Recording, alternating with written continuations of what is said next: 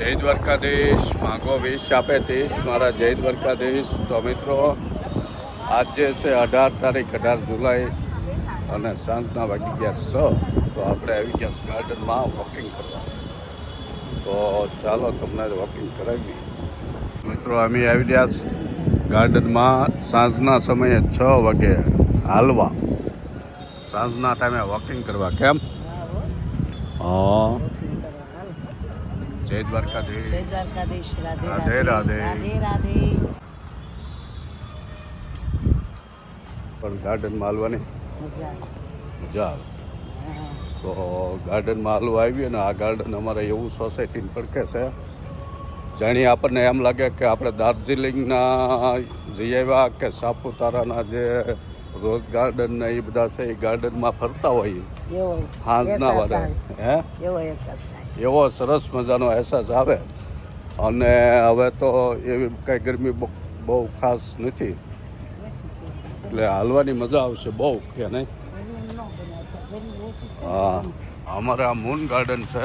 Moon garden એટલે છે ઓલો કેમ રોઝ ગાર્ડનમાં રોઝના ફૂલ હોય બધા ગુલાબના, અહીંયા બધા મૂન એટલે ચંદ્રમાની શીતળ છાયા. હા, એવા વ્હાઈટ ફૂલ અહીંયા બધા ફૂલછડ છે, એ બધા વ્હાઈટ ફૂલના છે, કે નહીં? ખરેખર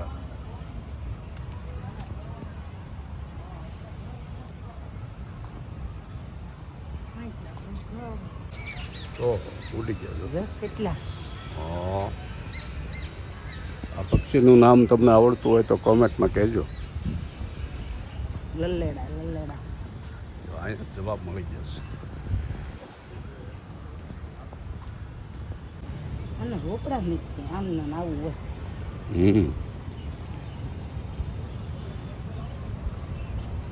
વરસાદ આવેલો ઘણો પડ્યા પહેલા, હે ખડ બહુ થઈ ગયું, એટલે ખડ થઈ ગયું ને લીલું સમ એકદમ હરિયાળું. મોટી મોટી નાળિયેરી ઝાડવા, ટીકડી ફૂલ છે, એ વ્હાઈટ જ છે. જો બધા વ્હાઈટ ફૂલનો બગીચો છે આખો, અને નામ છે મૂન ગાર્ડન. જો આ બધા વ્હાઈટ ફૂલ છે, કે નહીં? હા, જો બાળકોને રમવાનું મસ્તીનું.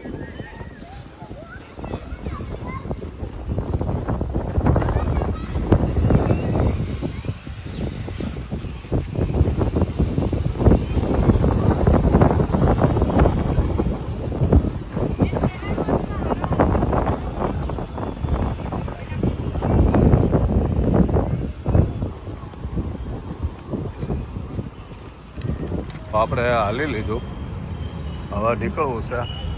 આમે જે ટેમ્પો દેખાય ને, ત્યાં લોકો રામ નામ લખવા આવે, અને રામ નામ તમારા ઘરે લખવું હોય તો આ લોકો બુક ને પેન બેય આપે. રામ નામ લખીને એ બુક પાછી અહીંયા જમા કરાવી દેવાની.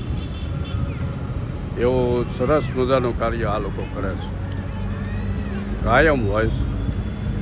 અને નાના બાળકો હારી હોય તો એને રમવા હાટું આવી ગાડી હોતી રાખે. બાળકો રમે, એના મમ્મી કે પપ્પા હોય એ હારો હાર રામ નામ લખે.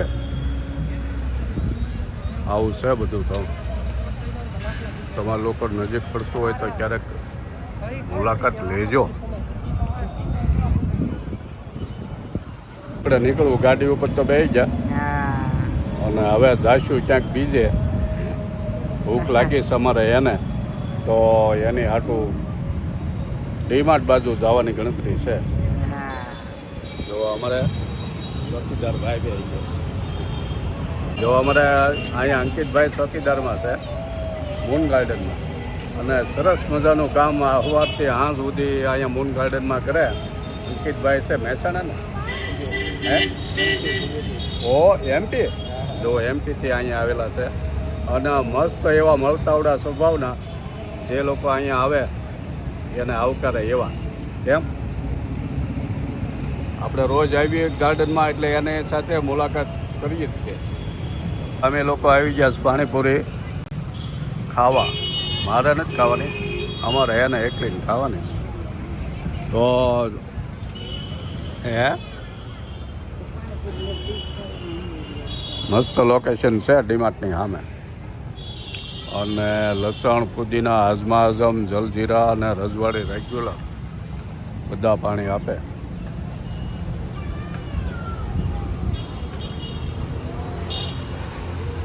તો અમારે એને પાણીપુરી ખાવાની સિસ્ટમ અલગ છે. ક્યાં રહેશે? હા, ટેબલ જોયું અહીંયા. કા કેમ છે? એમ નહીં હો, પાણીપુરી નહીં ખાને કા. ઓ માટલા લેવા છે તો માટલાનો વેપારી છે.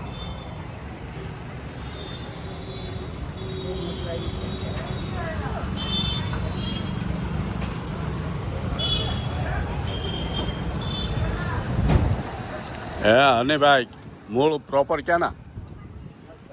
રાજસ્થાન. ઓહો, જો હે શ્રીનાથજી, વાહ ભાઈ વાહ.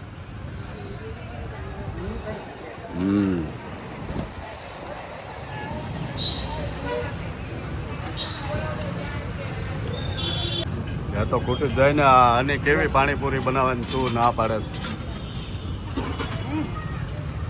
હે નહીં નહીં, આપણે નહીં હો.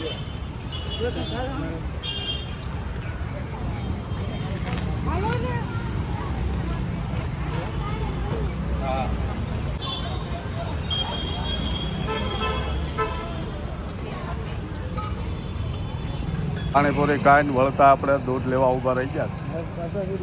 અને આપણે પટેલ મંડળીવાળા દૂધ લઈને આવે છે. કેમ છોટું છે આપણે મિત્ર.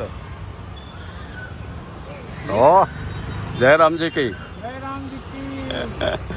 રોજ હવે આંજના 6:30 આવી જાય દૂધ લઈને.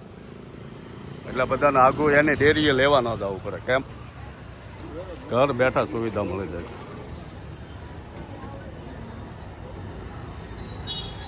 આપણે પાણીપુરી ખવડાવીને ગાર્ડનમાં જઈને આવી ગયા. અને હવે બાલ્કનીમાં પવન ખાઈશ બેઠા બેઠા. અને મારી હાટું કોબીનું સમારકામ હાલે છે. જો હે કોબીનું શાક. કોબી સાંજે કોબી તો ન ખવાય આમ, એટલે ખાઈને કંઈ વાંધો નહીં. પણ આપણે તો હવે હમણાં રોજ પાલક દાળને રાઈસ ખાઈશ. એટલે બપોરે કંઈ શાક ખાવાનું આવતું નથી. આપણને કોબી ભાવે એટલે પછી અત્યારે ચાલુ કર્યું. કેમ આવતું શાક? હા, એ તો ગમે ત્યારે ખવાય. અને રોટલો. હે રોટલો બાજરાનો. બાજરાનો રોટલો અને કોબીનું શાક. મસ્તીનો ઈંડળા ઉપર હિસકતા શાકનું કામ હાલે છે.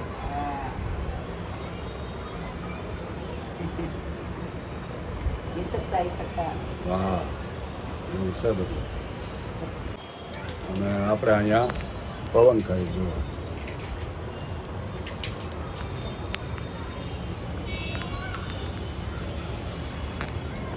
એવું છે મિત્રો. હમણાં બની જાય એટલે પછી ખાઈ લઈએ. ભૂખ તો લાગી છે. બપોરે 12 વાગ્યા જમ્યા હતા.